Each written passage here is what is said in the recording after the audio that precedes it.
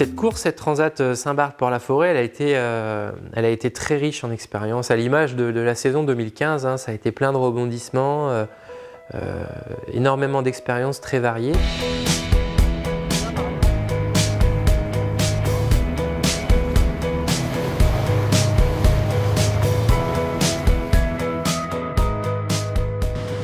Ça a été la première étape et vraiment la première difficulté que j'ai rencontrée, avec des vents quasiment de 40-45 nœuds au près, quoi.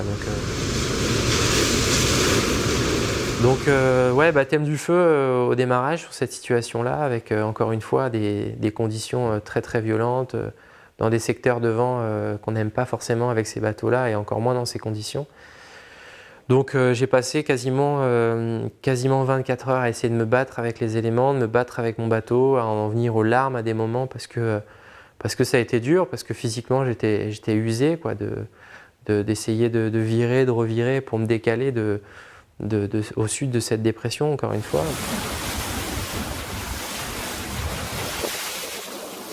C'est la première fois où je me suis retrouvé en course, confronté au choix de me dire, voilà, il y a une dimension sportive sur ces courses-là, qui est claire, mais il y a aussi une dimension technique, humaine.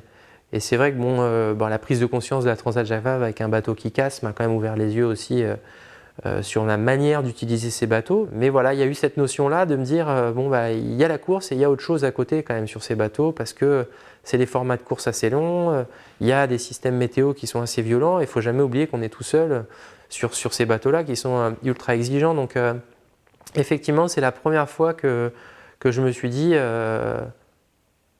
Morgan, mets la course entre parenthèses, on y reviendra plus tard, positionne-toi de manière intelligente par rapport à cette dépression pour ne pas prendre de risques, et la course elle continuera ensuite, quoi. Et c'est vrai que cette décision, avec du recul, je la regrette absolument pas, et c'était la bonne, et c'était celle qu'il fallait prendre. Et du coup, ça m'ouvre encore plus les yeux sur l'importance de faire ces choix-là et de prendre ces décisions-là, et encore plus sur un Vendée Globe, j'imagine, pour préserver son bateau, se préserver soi-même, et être sûr d'aller à la fin de la course, quoi. Parce qu'avant de gagner une course, il faut la finir, quoi.